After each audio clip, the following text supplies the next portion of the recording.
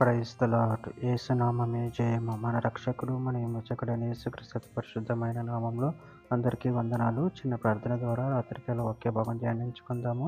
పరిశుద్ధుడ మహాగణుడైన దేవ యేసయ్య, సర్వాధికారినైన నీకే వేలాది వందనములు, కృతజ్ఞతాస్తుతి స్తోత్రం చెల్లించుకుంటున్నాను దేవ రాత్రికాల సమయంలో ప్రభు వాక్య భాగం ధ్యానిస్తుండగా వాక్య భాగం అర్థములకు సహాయం చేసి మీ కృపలో బలపరిచి మీకు మాదిరిగా మమ్మల్ని నడిపించమని చిన్న ప్రార్థన యేసునామంలో అడిగి వేడుకుంటున్నాను తండ్రి. ఆమేన్ ఆమేన్.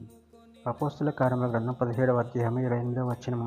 మనము ఆయన యందు బ్రతుకుచున్నాము, చెలించుచున్నాము, ఉనికి కలిగి ఉన్నాము. అటువలే మనము ఆయన సంతానమని మీ కవిశ్వరులో కొందరును చెప్పుచున్నారు. ఆమె దేవుడి వాక్య భాగం దీవించిన కాక.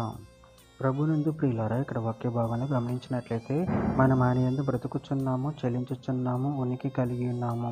అటువలే మనం ఆయన సంతానమని మీ కవిశ్వరులో కొందరును చెప్పుచున్నారు.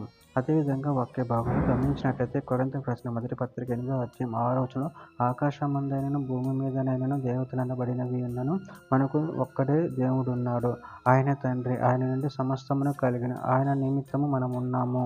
మరియు మనకు ప్రభు ఒక్కడే, ఆయన యేసుక్రీస్తు. ఆయన ద్వారా సమస్తమును కలిగిన మనము ఆయన ద్వారా కలిగిన వారము. రోమీయులకు రాసిన పత్రిక 11వ అధ్యాయము 36వ వచనం.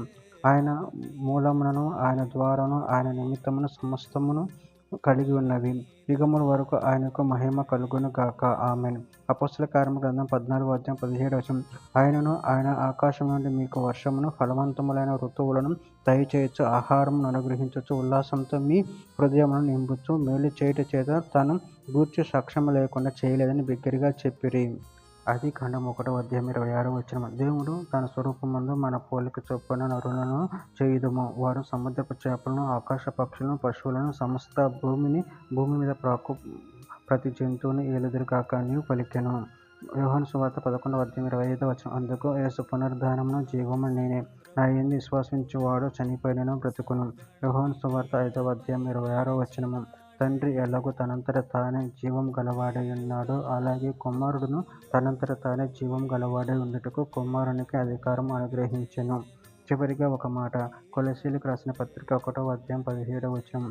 ఆయన అన్నిటికంటే ముందుగా ఉన్నవాడు, ఆయన సమస్తమునకు ఆధారభూతుడు. ఆమె దేవుడి వాక్య భాగం దీవించిన కాక చిన్న ప్రార్థన చేసుకుందాము. పరిశుద్ధుడ, ప్రేమగల దేవేశ, మీరు ఇచ్చిన వాక్యదానాన్ని బట్టి ప్రాముఖ్యతను చెల్లించుకుంటున్నాను తండ్రి. మీరే సమస్తమునకు ఆధారభూతులే ఉన్నారు తండ్రి. మేము మీ యందు ఉన్నాం తండ్రి, మీ యందు చెల్లించుతున్నాం. అందరిని బట్టి ప్రాముఖ్యతను చెల్లించుకుంటే మీ ప్రేమ కృపలకు మమ్మల్ని కాచి కాపాడమని చిన్న ప్రార్థన చేసినాము అడిగి వేడుకుంటున్నాను తండ్రి. ఆమేన్.